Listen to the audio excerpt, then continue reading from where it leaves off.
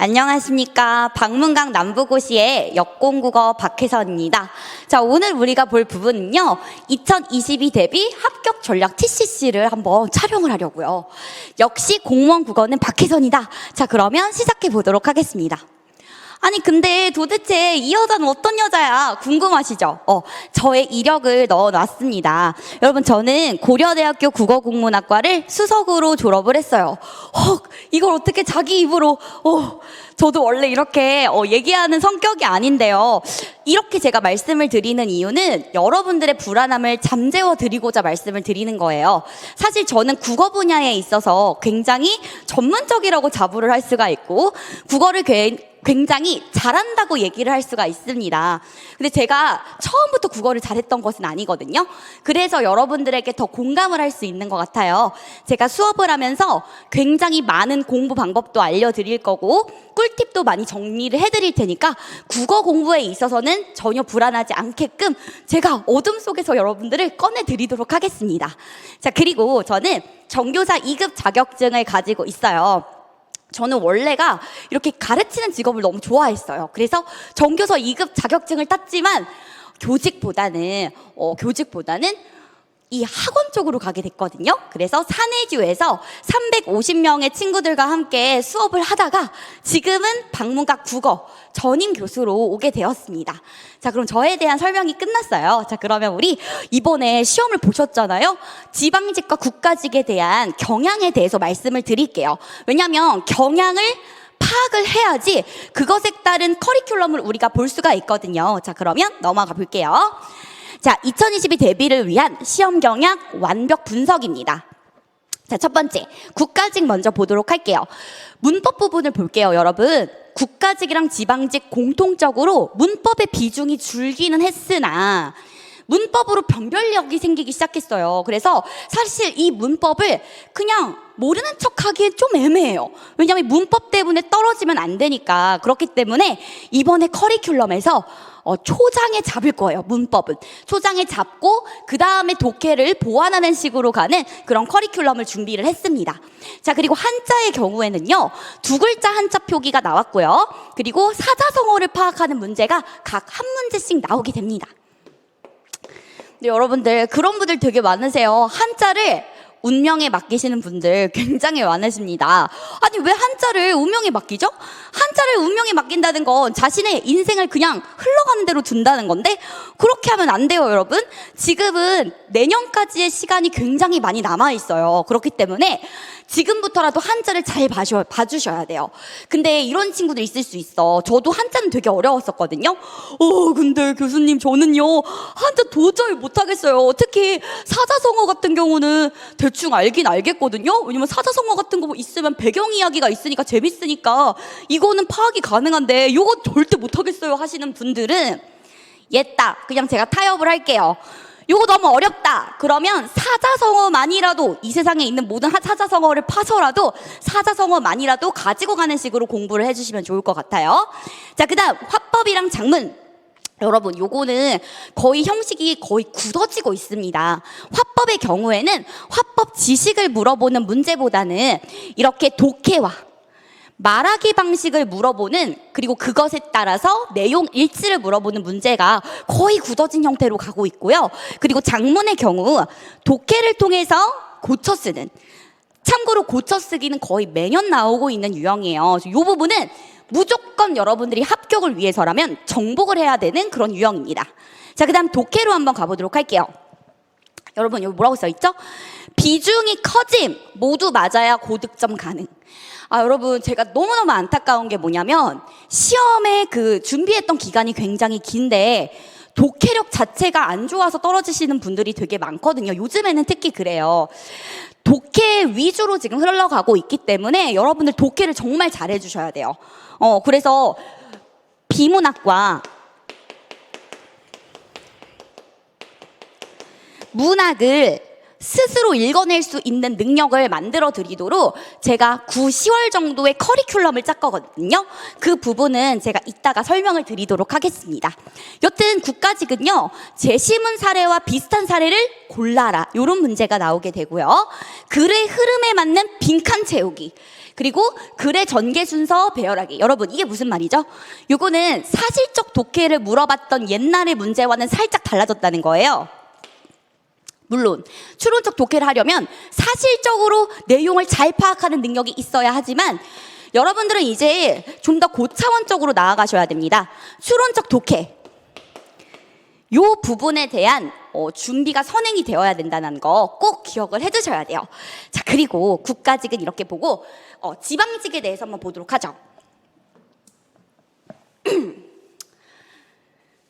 여러분, 제가 누누이 동형에서도 굉장히 반복적으로 말씀을 드렸던 건데 국가직에 비해서 지방직 부분이 문법 비중보다는 어문 규정이 굉장히 많이 나오게 돼요. 한글 맞춤법이라든지 표준어 규정, 띄어쓰기 이런 것들이 있죠. 이런 것들이 주로 나온다고 예측을 했는데 실제로 어문 규정이 주로 나오게 됐습니다. 그래서 여러분, 어문 규정은 정말 중요해요. 문법 부분에서도 제가 되게 투자를 많이 하는 그런 부분이거든요. 이 부분 잘 대비를 할 수 있도록 만들어 드릴 거고요. 그리고 어휘 한자의 경우 볼게요. 여러분, 관용어는 괜찮았어. 왜냐면 한국인이라면 관용어의 뜻은 다 파악을 할 수 있었거든요. 근데 이게 논란이 됐지. 단어의 뜻풀이를 찾는 그런 문제가 논란이 됐죠. 제가 매일매일 기도를 했는데 다행히 정답 없음이 처리가 돼가지고 너무 신나요. 그래서 제가 가르쳤던 제자들 중에서도 90점이 95점이 되거나 85점이 90점이 되는 경우가 많아서 저도 굉장히 뿌듯했습니다. 그리고 사자성어를 파악하는 문제가 나왔는데 와, 이거는 이미 사자성어의 음을 준 채로 낸 문제였어요. 그래서 사실상 사자성어 문제도 그렇게 어렵지 않았던, 그리고 심지어 제가 사자성어 이번에 적중을 했거든요. 오매불망 딱 넣었던 게 딱 나왔던 거예요. 그래서 여러분, 전 사자성어 찍신이에요. 제가 언제 한번 7, 8월 부분에 한자 강의 특강을 열 거거든요. 그때 사자성어를 달달 외워주시기 바랍니다. 자, 그 다음 화법이랑 작문 들어가 보는데 똑같네. 아까 국가직이랑 똑같네요. 그쵸? 거의 유형이 고정화가 되고 있다라는 거 꼭 기억을 해주시고, 특히 이 고쳐쓰기 부분 여러분, 기출이 반복이 돼요. 기출이 반복이 안 된 걸 본 적이 없어요. 기출이 반복되니까 고쳐쓰기 부분은 더더욱 기출 분석에 초점을 맞춰주셔야 됩니다. 자, 그 다음 독해. 요건 똑같아. 국가직이랑. 글의 흐름에 맞는 빈칸, 전개 순서. 근데 요거 지시 대상을 물어보는 문제가 반드시 나올 것이고, 그래서 제가 동영에서 매주 훈련을 시켰어요. 다행히 저런 공부하신 분들은 틀리신 분들이 다행히 없더라고요. 여러분, 지시 대상을 물어보는 문제는 매년 나왔고 내년에도 나올 것이기 때문에 요것도 추론을 해야 풀 수 있는 문제거든요. 요거에 대한 대비도 반드시 하셔야 된다는 거. 자, 그 다음 추론적 독해 문제가 2문제가 늘어났어. 사실적 독해 문제가 늘어난 게 아니라 추론적 독해가 2문제나 늘어났다는 건 요것에 대한 유형 훈련이 굉장히 필요해졌다라는 의미예요. 자, 그러면 요거를 바탕으로 해서 우리 커리큘럼은 어떤지 한번 보도록 할게요. 짠! 2022 합격을 위한 커리큘럼입니다. 자, 여러분 이미 시작했어요. 5, 6월부터 지금 시작을 하고 있는데 오버워치 이론 입문 시간이에요. 그래서 문법, 독해, 문학, 비문학, 화법, 작문 전 영역에 대해서 굉장히 처음 시작하시는 분들, 초보 친구들이나 아니면 이미 봤는데요 50점대, 60점대인 친구들은 반드시 필수적으로 들어주셔야 되는 그런 강의라고 보실 수가 있어요. 특히 저는 한 2년 동안 준비를 했고요. 저는 이거 몇 번 돌려봤어요. 이랬는데 시험 점수가 50점대, 60점대인 분들은요 안 돼요. 이거 무조건 들어야 돼요. 그분들은 뼈대가 없어서 내년에 봐도 또 안 좋은 결과가 나올 수 있어요. 그러니까 50점대, 60점대인 분들도 오버워치 이론 입문은 꼭 들어주시기 바랍니다. 뼈대가 굉장히 중요해요. 자, 그 다음 이제 오게 될 7, 8월. 여러분 7, 8월에는요 이 오버워치 이론 입문을 깔고 들어가요. 그래서 여러분들은 오버워치 이론 입문을 들으시면서 역대급 쌍끌이 문법, 제가 지금 교재를 엄청나게 힘들게 만들었단 말이죠. 여러분들이 그 교재를 보시기만 하면 돼요. 제 교재의 특징이 해설도 겁나 꼼꼼하단 말이에요. 그래서 역대급 쌍끌이 문법으로 여기서 1회독, 여기서 1회독 플러스 1 플러스 1 해서 제가 7, 8월 동안 특히 문법에 대해서는 4회독하도록 만들어 드릴 거예요. 어떻게? 제가 뇌구조를 되게 잘 알잖아요. 여러분 참고로 저를 좀 말하자면 저는 굉장히 얍삽한 사람이에요. 뭐가 얍삽하냐면 저는 공부를 많이 하는 게 너무 싫었어요. 그러니까 결과물에 비해서 그렇다는 게 되게 재수없어 보일 수도 있어요. 근데 사실 왜 그랬냐면 저는 공부를 많이 하기가 싫은데 결과가 좋고 싶었어요. 그래서 내 뇌에 대해서 굉장히 연구를 많이 했거든요. 우리의 뇌는 텀을 좁게 하면서 복습하는 걸 좋아해요. 그래서 제가 7, 8월에 제 공부 방법을 그대로 반영해서 커리큘럼에 녹여놓을 거예요. 오버워치 이론인문과 역대급 쌍끌이 문법을 들으면 사회독하는 효과를 제가 꼭 나게 해드릴 테니까 잘 따라와 주시면 되겠습니다. 그럼 궁금하신 분들이 있을 텐데 근데요 교수님 아까 독해가 되게 중요하다고 그랬는데 그럼 독해는 아예 안 할 거예요? 오버워치 이론 입문에서 할 거고 그리고 플러스 7월에 특이하죠. 동영모의 특강을 열 거예요. 그래서 독해 부분, 문학이나 비문학에 대한 그런 대비를 동영모의 특강을 통해서 제가 제대로 알려드릴 거예요. 실전식으로 훈련할 수 있게끔. 그래서 동영모의 특강은 그럼 누가 들어요? 누가 듣냐면요.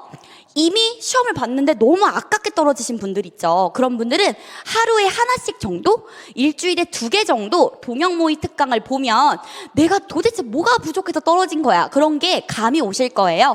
그래서 그런 분들한테도 추천을 하고 그리고 처음 오신 분들도 독해나 비문학 같은 경우 문학이나 비문학 같은 경우 저는 아예 독해 원리가 없어요 하시는 분들이 들어도 충분히 도움을 받으실 그럴 특강이니까 기대를 해주시면 좋겠고요. 자 그리고 한자의 수요가 되게 많더라고요. 한자 쌍끌이 특강 특히 사자성어 위주로 겁나 이렇게 빠바바박 집중할 겁니다. 한자 쌍끌이 특강은 8월 내내 진행이 된다는 거. 자 그다음 9, 10월에는 마찬가지로 이론 입문은 계속 가지고 갈 거예요. 왜냐면 늦게 들어오시는 분들도 있기 때문에 자 요거 하고 그리고 이제 본격적입니다. 여러분 저 진짜 독해에 굉장히 진중해요. 독해 미친 듯이 달릴 거예요. 독해 부분이 중요하니까. 전 참고로 독해 수업을 할 때 친구들이 더 눈이 반짝거려. 물론 이것도 잘하기는 합니다. 여튼 문학 올인원, 비문학 올인원 특강 들어갈 거고요. 저만의 비법을 알려드릴 건데 참고로 저만의 비법은 굉장히 심플해요. 시중에 나와 있는 독해 꿀팁 되게 많긴 한데 그렇게 해서 뇌에 과부하가 걸려서 어떻게 해요? 여러분들 그거 한번 해보셨어요? 한번 해보세요. 본인에게 맞는 그런 독해 꿀팁을 제가 알려드릴 테니까 이때 한번 보도록 하겠고요. 자 그리고 요거 고전운문 여러분 그거 아세요? 제가 이번에 고전운문 맞췄잖아요. 국가직도 맞췄는데 지방직도 맞췄잖아요. 나 약간 고전운문에 특화가 돼 있는 것 같아. 그래서 제가 9, 10월에 집어줄게. 2020에 나올 거 이번에도 한번 맞춰볼게. 맞춰봐 이거. 고전운문 특강 깔아드립니다. 요것도 같이 보시면 여기 부분에서 부족할 수 있었던 부분을 더 보완하실 수 있을 거예요. 오케이. 그래서 9, 10월까지 뼈대를 만든 다음에 그 다음에 어떻게 한다? 기출분석 사실 제일 중요해요. 기출분석. 제일 중요합니다.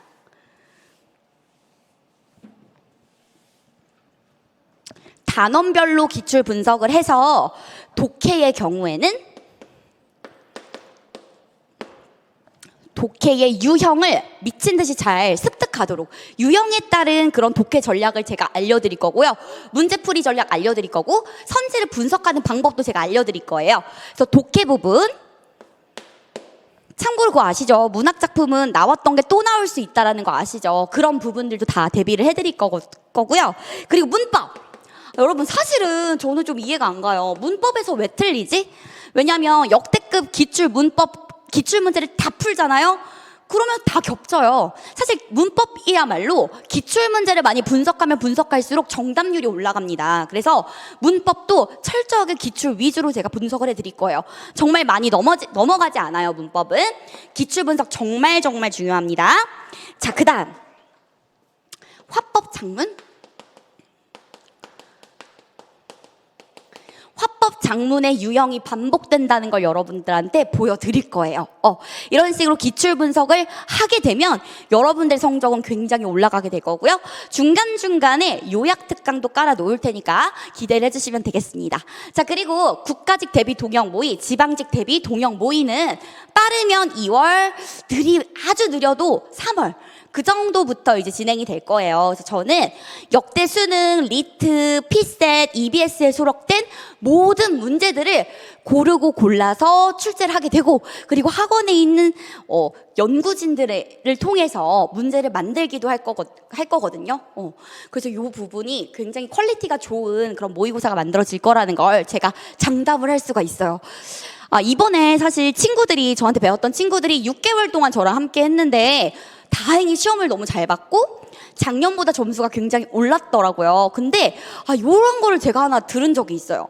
문제 퀄리티가 너무 좋다. 그런데 어떤 강사분이랑 문제가 똑같지? 혹시 이 강사분의 문제를 베낀 거 아닌가요? 이렇게 얘기를 하는 거예요. 그거는 말도 안 되는 소리죠. 사실 이 문제가 똑같은 이유가 뭐냐면 출처가 같아서 그래요. 출처가 같은데 같은 교수님이, 다른 교수님이 같은 문제를 따왔다는 건 그만큼 이 문제가 중요하다라는 이야기겠죠. 그리고 제가 가끔 수능을, 요건 저뿐만 아니라 다른 교수님들도 마찬가지예요. 수능에서 정말 공무원 문제에 너무 적합한 그런 문제를 가지고 와서 내는 경우가 있거든요. 그런 경우엔 저는 떳떳해요. 왜냐면 어쩔 수가 없습니다. 보세요.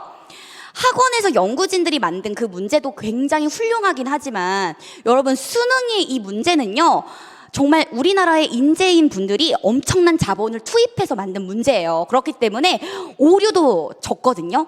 상대적으로 오류도 적고 문제 퀄리티도 좋을 수밖에 없습니다. 그래서 여러분, 이런 것들 제가 많이 이용을 해서 정말 최적의 퀄리티를 만들어 드릴 테니까 여러분들은 믿고 문제를 풀어주시면 돼요.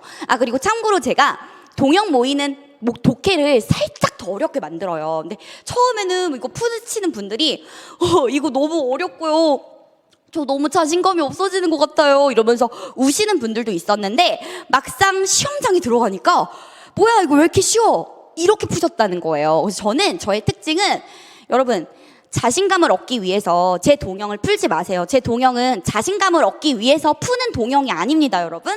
제 동영은 정말 본인에게 있는 약점이 무엇인지를 정확하게 보여주는, 압축적으로 보여주는 모의고사예요. 그래서 성적이 오르고 싶은 분들은 이걸 보시고, 자신감을 얻고 싶은 분들은 요거를 보지 않으셨으면 좋겠어요.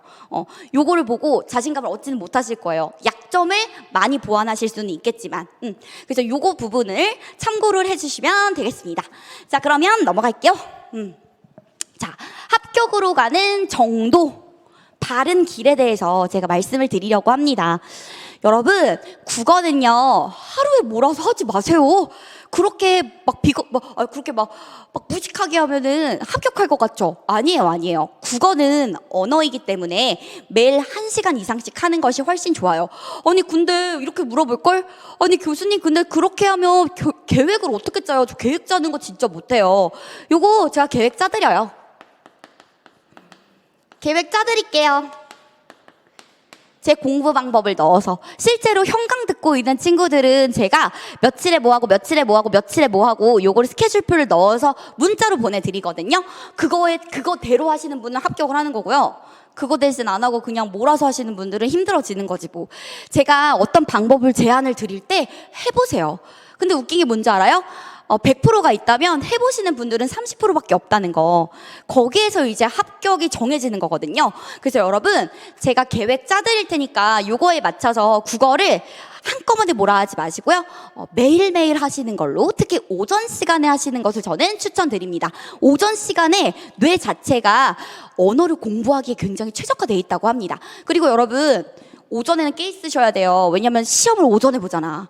만약에 저는 너무 부엉이에요 하시는 분들은 그 부엉이처럼 살아요. 그러다가도 한 달 전에는 반드시 생체 리듬을 지키라고 제가 잔소리를 엄청 할 거예요. 자, 그 다음 1번 됐고요. 2번, 비판적인 공부하기. 이거 너무 맞아요.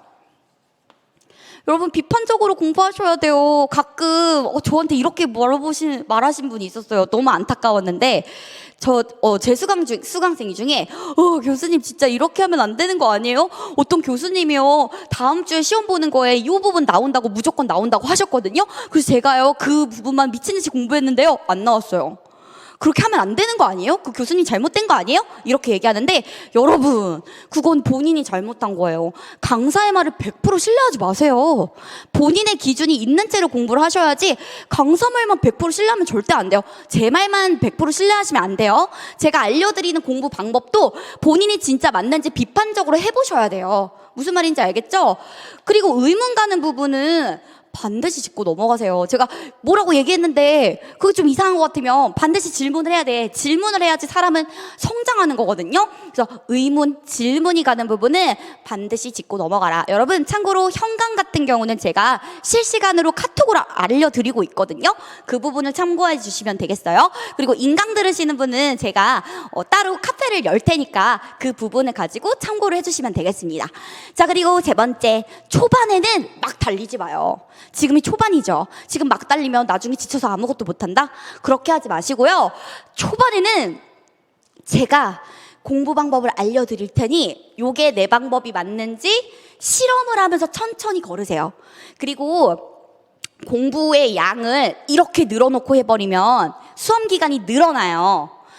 저가 말했죠. 저는 가성비층이에요, 여러분. 물론 노력을 엄청 들여야 되겠지만 최대한 적은 노력과 시간으로 여러분들을 합격으로 인도해 드릴 거예요.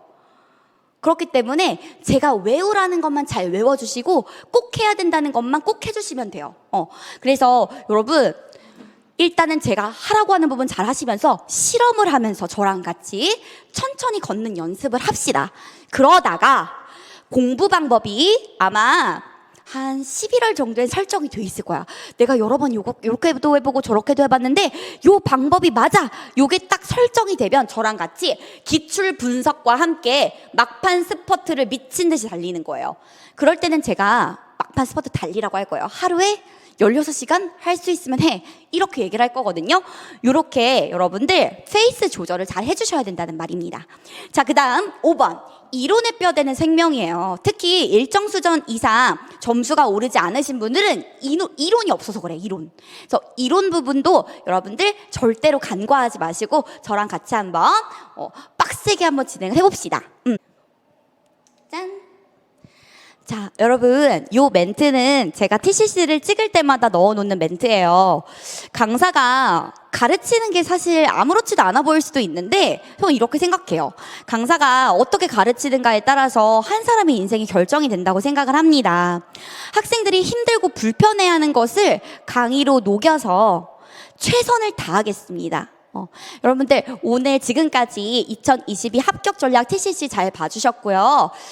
다음에 내년에는 꼭 원하시는 결과 있으셨으면 좋겠습니다. 자, 그럼 저는 다음에 뵐게요. 안녕.